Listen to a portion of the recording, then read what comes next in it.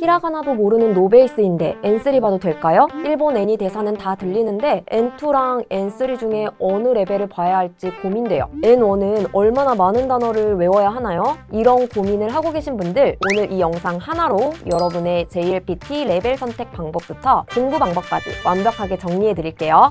안녕하세요 여러분, 해커스 일본어에서 JLPT 강의하고 있는 최현지입니다. JLPT 시험을 응시하려고 마음은 먹었는데 막상 접수하려고 보면 내가 어떤 레벨에 응시해야 하지? 하고 망설여지는 분들 정말 많으시죠? 그래서 준비했습니다. 오늘 영상은 JLPT 레벨 선택법 총정리입니다. 영상 끝까지 보시면 나에게 딱 맞는 레벨이 무엇인지 확실하게 아실 거예요. 자, 그럼 바로 시작해볼까요? 일단 저희 채널을 보면 이 레벨은 단어가 몇 개 나오나요? 히라가나, 가타카나 한자 조금 아는데 이 레벨 도전해도 되나요? 이런 댓글이 정말 많이 달립니다. 먼저 N5부터 말씀드릴게요. N5는 일본어 정말 생초보, 노베이스인데 이제 막 기초를 다져서 내 인생 첫 일본어 시험에 도전해보고 싶다 하시는 분들께 추천해드립니다. N5는 히라가나, 가타카나와 기본적인 한자를 읽고 정형화된 짧은 지문을 이해할 수 있는 수준으로 독해 지문에도 한자 위에 후리가나가 이렇게 친절하게 등장하는 레벨이죠. 그런데 아직 히라가나, 가타카나 같은 기초 문자는 외우지 못했지만 일본어 시험에 도전하고 싶으실 수 있잖아요. 걱정하지 마세요. 기본서 앞에 보면 히라가나, 가타카나뿐만 아니라 일본어 학습에 필요한 기초 내용의 상세한 설명이 나와 있어서 충분히 학습이 가능하고 기초 일본어 강의를 통해 기초를 쌓고 나서 JLPT 공부를 시작하셔도 문제 없습니다. 해커스 일본어 첫걸음이라는 강의에서는 이름 그대로 일본어 처음 공부하셔도 기초를 아주 쉽고 탄탄하게 쌓을 수 있고 베스트셀러인 교재와 함께 학습이 가능한데요. 왕초보분들이 쉽게 일본어를 배울 수 있으니 오른쪽 위에 나와 있는 강의 클릭해보세요. 일본어를 배운 적 없어도 저와 함께 이 강의로 기초를 튼튼하게 쌓으시면 N5까지도 수월하게 합격하실 수 있습니다. 그렇게 N5를 취득하시면 일본 여행 가서도 어느 정도 쉬운 단어는 읽을 수 있는 실력이 되실 거고 N5를 통해서 왕초보는 졸업할 수 있습니다. 자, 정리를 하자면 N5는 히라가나, 가타카나, 기본 한자를 읽을 수 있는 수준이며 일본어 공부를 시작하거나 왕초보를 탈출하고 싶은 분들에게 추천하는 레벨입니다. 방금 말씀드린 N5는 짧고 쉬운 문장 읽기가 가능한 수준이었고 그 다음 단계는 N4입니다. N4를 취득하면 일본 여행 가서 번역기 없이 간단한 주문이나 길찾기가 가능하실 겁니다. N4는 기본적인 한자를 이용한 어휘가 등장하고 일상생활에서 흔히 접하는 짧은 글들을 읽고 이해할 수 있는 실력으로 공식적으로 정해진 한자 어휘 학습량은 없지만 한자는 약 300자, 어휘는 약 1,500개 정도가 출제된다고 볼 수 있습니다. N4는 기초 문법을 학습하는 단계이기 때문에 문법의 활용과 변형에 익숙해지는 것이 중요한데요. 그래서 예문으로 문법을 학습한다면 단어의 정확한 의미를 알 수 있기 때문에 예문이 수록된 교재로 공부하시는 게 단어 암기에 더욱 효과적입니다.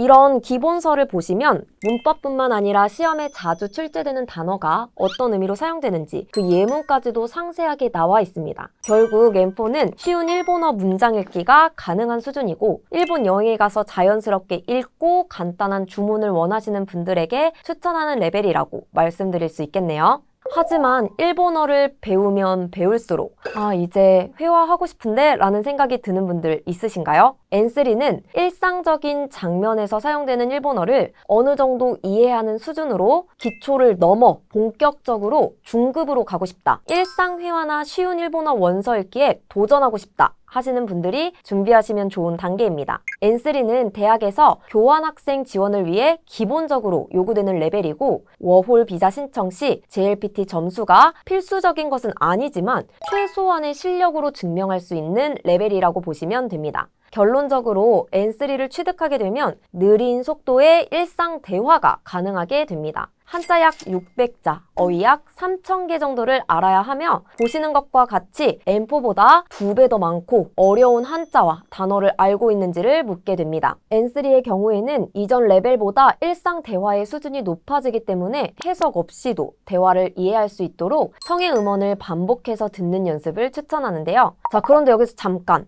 선생님, 저는 애니메이션 볼 때 자막 없이 듣기가 다 되는데 무슨 레벨을 응시할까요? 이런 분들이 종종 계시는데 주목해주세요. 이런 분들은 귀는 뚫려 있어서 청해 실력만 놓고 보면 어느 정도의 회화는 거의 다 이해하는 중급 이상의 N2나 N1 수준의 고수인 경우가 정말 많지만 막상 시험지를 보면 이런 문제의 한자를 읽지 못해서 꽈락이 나오는 경우가 정말 많습니다. 그래서 듣기 베이스는 있지만 한자 노베이스이신 분들은 무리하게 높은 레벨을 도전하기보다 N3부터 시작해서 한자와 어휘의 뼈대를 탄탄하게 다지면서 단숨에 높은 단계로 올라가시는 것을 강력히 추천합니다. 따라서 N3는 일상 회화나 기본적인 일본 원서를 읽을 수 있는 수준이기 때문에 귀는 어느 정도 열려있지만 한자나 어휘 공부가 필요하신 분들에게 추천하고 워홀이나 교환학생을 준비하시는 분들이 기본적으로 갖추면 좋은 레벨이라고 할 수 있겠네요. 이어서 N2는 일부 일본계 기업이나 일본 관련 기업 채용 지원 시 지원 최소 자격 요건으로 작용하며 몇몇 국내 사기업에서 최소한의 가점 요소로 작용하기도 합니다. 따라서 일본 취업, 교환학생 등 확실한 스펙이 필요하고 일본인과 자연스러운 일상 대화를 하고 싶다 하시는 분들의 필수 관문입니다. 한자는 약 1000자,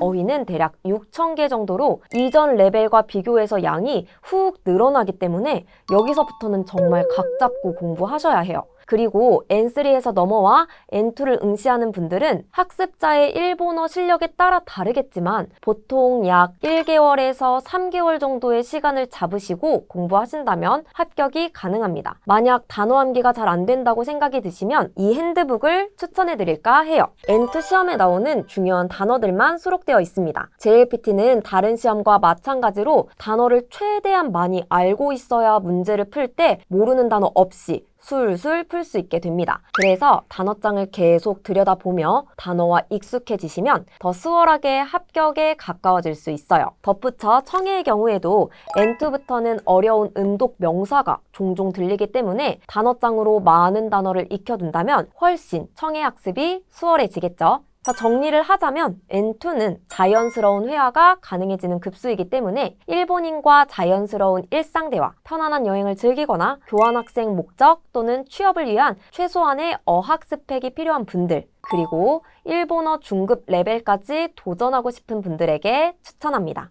마지막으로 N1은 일본 취업을 준비하시는 분들, 우리나라 일부 공기업과 몇몇 국내 대기업이 JLPT 성적표를 요구할 때 이 N1이 있다면 가산점으로 인정되기도 합니다. 여러분의 일본어 실력을 입증하기 가장 좋은 레벨이라고 할 수 있는데요. JLPT 중에 가장 어려운 급수로 논리적으로 복잡한 글을 읽고 이해할 수 있는 최고 난이도입니다. 한자는 약 2000자, 어휘는 무려 약 10,000개 이상을 아셔야 합격할 수 있지만 N2보다 외워야 할 단어가 많아 어려울 수 있기 때문에 개개인의 실력에 따라 학습 기간은 다르지만 보통 3개월에서 6개월을 필요로 합니다.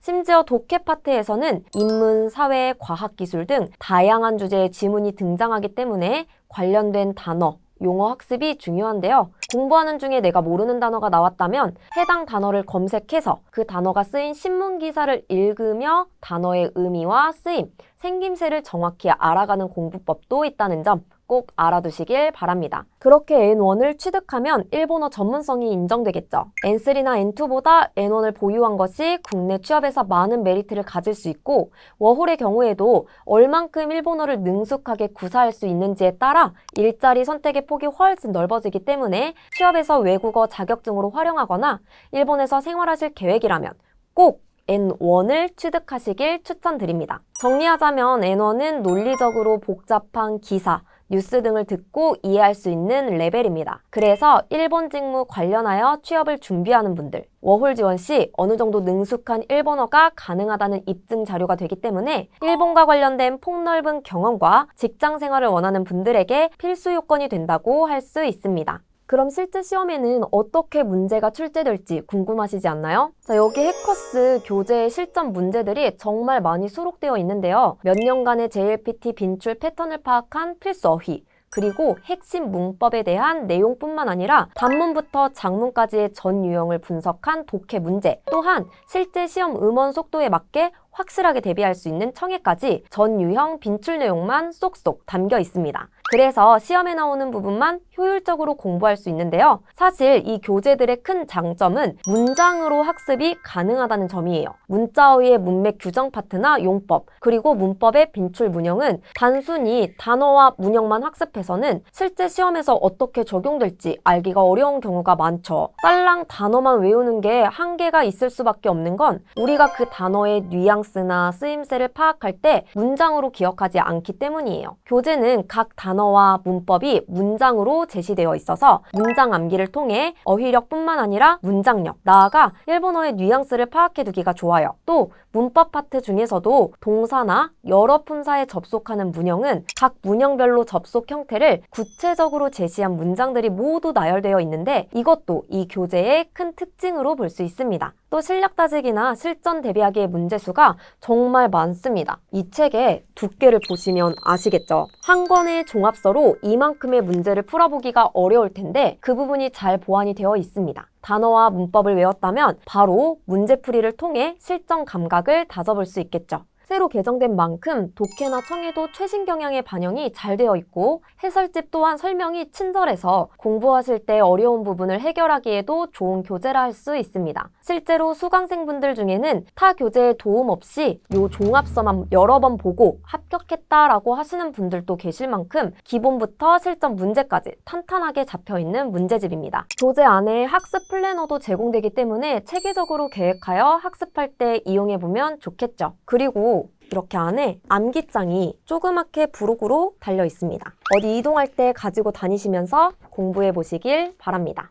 오늘 영상을 봤지만 개인마다 실력차가 다르기 때문에 내 실력이 어느 정도인지 가늠이 안 된다, 어떨지 궁금하다 하시면 아래 고정 댓글에 일본어 무료 레벨 테스트를 받아보시길 바랍니다. 여러분의 실력을 진단해 드릴게요. 그리고 저희 채널에 기초 일본어 영상과 JLPT 꿀팁 영상들도 많이 업로드 되어 있는데요. 구독해보시고 더 많은 영상도 꼭 만나보시길 바랍니다. 이 영상이 여러분의 JLPT 레벨 선택에 도움이 되길 바라고 JLPT 합격 응원드리며 오늘 영상은 여기서 마칠게요. 우리는 또 다음 영상에서 만나요.